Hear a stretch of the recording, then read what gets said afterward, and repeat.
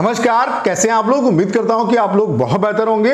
Finally SSC CGL 2024 का final जो result है वो एसएससी ने पब्लिश कर दिया है। जिन भी एस्पिरेंट का यहां पे सिलेक्शन हुआ है उनको मेरी तरफ से ढेर सारी कांग्रेचुलेशन।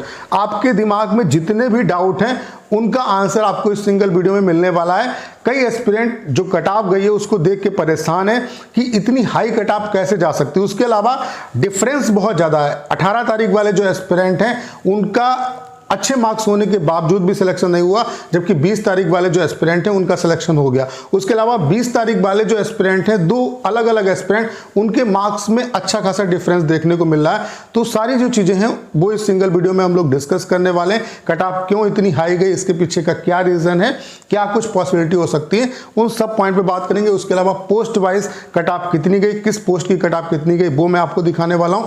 उसके अलावा मैक्सिमम कट ऑफ किस पोस्ट की गई, मिनिमम जो कट ऑफ है वो किस पोस्ट की गई, इन सब पॉइंट पे हम लोग बात करने वाले हैं। बाकी जो भी एस्पिरेंट जो सीजीएल 2025 की प्रिपरेशन कर रहे हैं, भाई देख लो कट ऑफ कितनी हाई गई है। और इस बार वैकेंसी इतनी नहीं आएंगी जितनी सीजीएल 2024 में थी। तो अगर आपको सीजीएल 2025 में एक पोस्ट चाहिए तो अच्छे तरीके से प्रिपरेशन करना स्टार्ट करो। और अगर आपको सिलेक्शन लेना है तो सिर्फ और सिर्फ आपको 3 चीजें करनी है। पहला, अपने बेसिक पे अच्छे तरीके से काम करो। दूसरा है प्रीवियस ईयर क्वेश्चन आपकी टंग पे होना चाहिए। और तीसरा, रिलेवेंट मॉक लगाओ। मॉक बहुत है मार्केट में, लेकिन रिलेवेंट मॉक आपको लगाना है, क्योंकि रिलेवेंट मॉक से ही आप बेस्ट जो रिजल्ट है उसको कन्वर्ट कर सकते हो। और अगर हम रिलेवेंट मॉक की बात करें तो सबसे जो बेस्ट प्लेटफॉर्म है रिलेवेंट मॉक के लिए वो है टेक्स्ट बुक। और टेक्स्ट बुक पे अभी आपके लिए रंग भर से सेल चल रही है, जिसमें आपको पास प्रो और पास प्रो मैक्स पे मैक्सिमम डिस्काउंट मिल रहा है। अगर हम पास प्रो की बात करें तो पास प्रो केवल और केवल 395 रुपए का आपको मिल रहा है। उसके अलावा पास प्रो जो मैक्स है वो केवल और केवल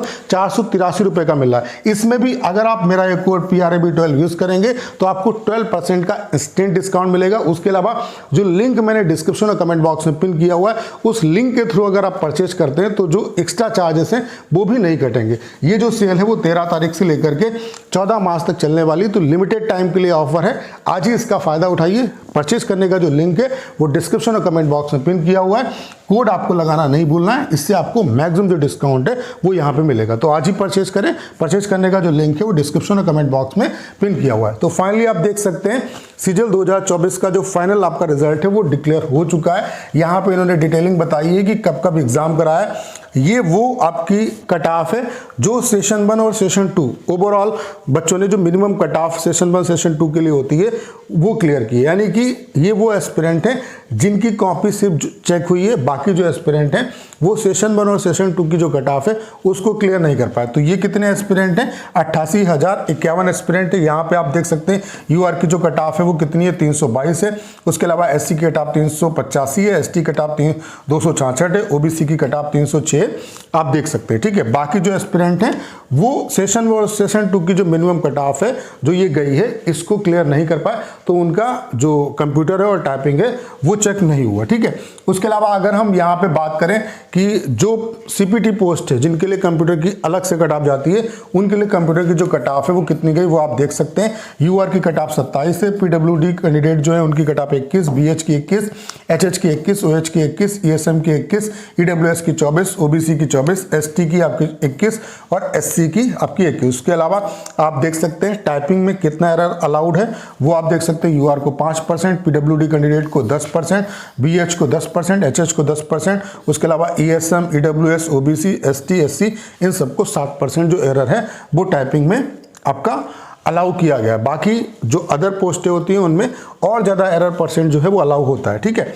मिनिमम की मैं बात कर रहा हूँ। ठीक है, उसके अलावा अगर हम यहाँ पे बात करें कि कितनी वैकेंसी और उसके करस्पॉन्डिंग कितने एस्पिरेंट को क्वालिफाई कराया गया वो आप देख सकते हैं। 18,174 वैकेंसी हैं और 18,174 जो एस्पिरेंट है वो क्वालिफाई हुए। उसके अलावा ईडब्ल्यूएस में 1718 एस्पिरेंट, उसके अलावा एससी में 2762 एस्पिरेंट, एसटी में 1606 एस्पिरेंट, ओबीसी में 4521, यूआर में आपका 7567। उसके अलावा कितने ऐसे एस्पिरेंट हैं जिन्होंने यूआर कैटेगरी की कट ऑफ को क्लियर किया है वो आप डाटा देख सकते हैं। बाकी फाइनल आंसर की अगर हम बात करें तो फाइनल आंसर की ये सबसे बड़ी एसएससी की कमी है कि पोस्ट प्रेफरेंस से पहले फाइनल आंसर की आनी चाहिए, लेकिन एसएससी में रिजल्ट के बाद फाइनल आंसर की आती है। ठीक है, और इसी वजह से सबसे ज्यादा जो गड़बड़ हुई है वो इसी वजह से हुई है जिसमें आप देख पा रहे होंगे कि जिन एस्पिरेंट के मार्क्स कम थे उनको अच्छी पोस्ट मिल गई, उनका सिलेक्शन हो गया, और जिनके मार्क्स ज़्यादा थे उनको कोई पोस्ट नहीं मिली है। ठीक है, तो ये सबसे बड़ा रीज़न इसी का है।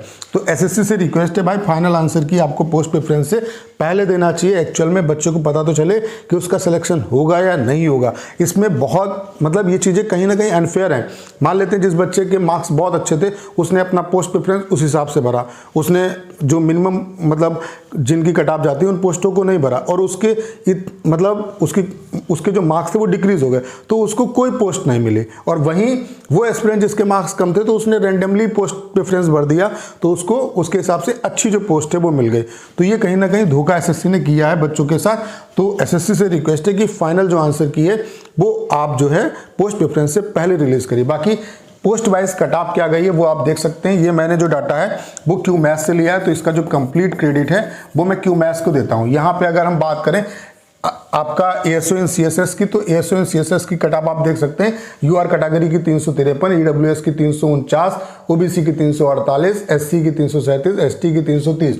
बाकी अगर हम बात करें एएसओ इन आईबी तो इसकी 353 गई है कट ऑफ। एएसओ इन रेलवे में यूआर की वैकेंसी नहीं, ईडब्ल्यूएस की कट ऑफ 365 है। एएसओ इन एमई में आपकी 362 नंबर कट ऑफ गई है। एएसओ एफएचक्यू में 354 गई है।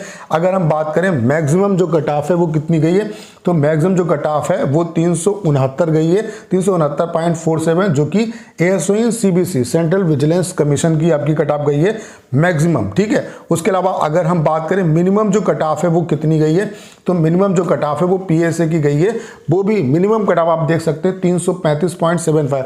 तो कट ऑफ बहुत ज़्यादा हाई गई है, इतना किसी ने भी एक्सपेक्ट नहीं किया था। उसके अलावा आप जेएसओ की कट ऑफ देख सकते हैं 457। उसके अलावा एसआई ग्रेड 2 की जो कट ऑफ है वो 438 गई है। ठीक है, उसके अलावा अगर हम बात करें टैक्स असिस्टेंट टीए जो सीवीडीटी है यानी कि इनकम टैक्स डिपार्टमेंट का जो टीए है उसकी कट ऑफ 341। उसके अलावा टैक्स असिस्टेंट सीबीआईसी की 339 कट ऑफ गई है। सब इंस्पेक्टर नारकोटिक्स की 348 गई है। उसके अलावा यूडी ऑडिटर की अगर हम बात करें, ऑडिटर सीजीडीए की 343 गई है कट ऑफ। ये यूआर की मैं बता रहा हूँ, बाकी सभी कैटेगरी की आप देख सकते हैं। ठीक है, उसके अलावा यूडीसी की अगर हम बात करें तो यूडीसी में भी आप देख सकते हैं 339।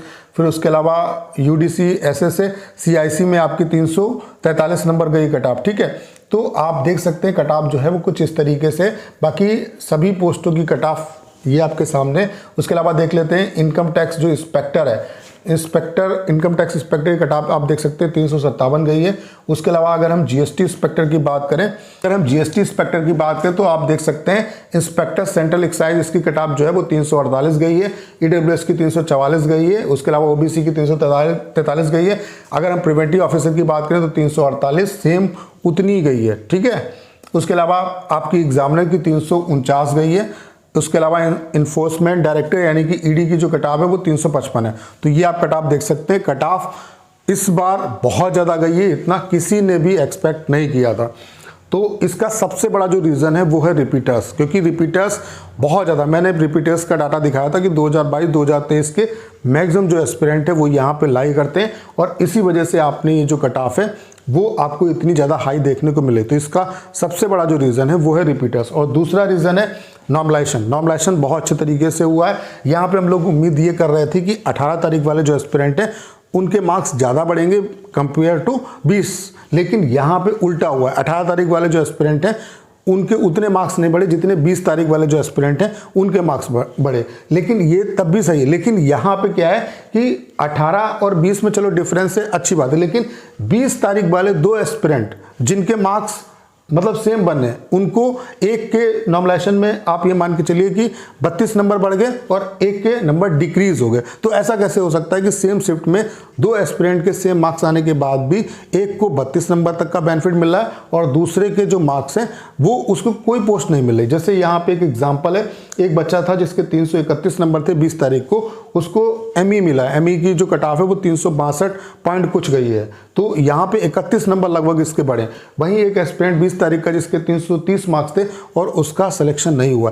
तो इसका सबसे बड़ा जो रीज़न है वो है आंसर जो चेंज करती है एसएससी इसका सबसे बड़ा जो रीज़न है वो है आंसर चेंजिंग। जो एसएससी आंसर चेंज कर देती है, इसकी वजह से बहुत बड़ा डिफरेंस आता है। जैसे मान लेते हैं कि आप ए ऑप्शन मान रहे थे और उसके हिसाब से आपने मार्क्स कैलकुलेट किए, लेकिन ऑप्शन बी एसएससी ने माना, तो आप ये मान के चलिए कि 4 नंबर आपके कम हो गए और जो गलत मान रहा था उसके 4 नंबर बढ़ गए। ऐसे अगर 3 क्वेश्चन में ऐसा हो जाएगा तो आप ये मान के चलिए कि 12 नंबर का आप में और उसके मार्क्स में डिफरेंस आ जाएगा। तो आंसर चेंज ये बहुत बड़ा एसएससी में प्रॉब्लम है। इसी वजह से एसएससी से रिक्वेस्ट है कि भाई फाइनल आंसर की आप एटलीस्ट रिजल्ट से पहले दो, तो बच्चों को पता चलेगा। और आंसर चेंज की वजह से बच्चों ने पोस्ट प्रेफरेंस भरा, क्योंकि जितने बच्चों के मार्क्स बने थे उस हिसाब से प्रेफरेंस भरा। तो ये कहीं ना कहीं बच्चों के साथ भी धोखा है कि जो बच्चा मान लेते हैं हायर पोस्ट सोच रहा था उसको कोई पोस्ट नहीं मिली, और जो कोई पोस्ट नहीं सोच रहा था उसको अच्छी खासी पोस्ट मिल गई। ठीक है, उसके अलावा नॉर्मलाइजेशन बहुत अच्छे तरीके से हुआ है। और तीसरा जो रीज़न है वो है रिपीटर्स इतने ज़्यादा हैं, इस वजह से ये कट ऑफ जो है वो आपको हाई देखने को मिली। तो भाई अगर 2025 में सिलेक्शन लेना है तो अच्छे तरीके से मेहनत करो। आप कम से कम इससे कम पे आप सिलेक्शन उम्मीद आपको नहीं करना, इससे ज़्यादा का ही टारगेट लेके चलो। और ये तभी पॉसिबल होगा जब अच्छे तरीके से प्रिपरेशन करोगे, बेसिक पे अच्छे तरीके से काम करोगे, उसके अलावा रिलेवेंट मॉक लगाओगे। और रिलेवेंट मॉक के लिए जो बेस्ट प्लेटफॉर्म है वो है टेक्स्ट बुक। और अभी आपके लिए टेक्स्ट बुक पे रंग भर से सेल चल रही है, जो कि 13 तारीख से लेकर के 14 तारीख तक चलने वाली है। अभी आपको पास प्रो और पास प्रो जो मैक्स है वो मिनिमम प्राइस में मिल रहा है, उसमें भी अगर आप मेरा एक कोड PRB12 यूज़ करेंगे तो आपको 12% का इंस्टेंट डिस्काउंट मिलेगा। उसके अलावा डिस्क्रिप्शन और कमेंट बॉक्स में जो लिंक दिया हुआ है उस लिंक के थ्रू अगर आप परचेज करते हैं तो एक्स्ट्रा चार्जेस भी आपके नहीं कटेंगे। तो मैं आप सभी को सजेस्ट करूंगा जो डिस्क्रिप्शन और कमेंट बॉक्स में लिंक दिया हुआ है उससे ही परचेज करें, उससे आपको मैक्सिमम डिस्काउंट मिलेगा। कोड आपको लगाना नहीं भूलना है। तो लिंक डिस्क्रिप्शन और कमेंट बॉक्स में पिन किया हुआ है। करना क्या है, इस वीडियो को शेयर करना है। उसके अलावा अगर आप चैनल पर नए हैं और आपने अभी तक इसे सब्सक्राइब नहीं किया है तो प्लीज़ चैनल को सब्सक्राइब करना मत भूलेगा।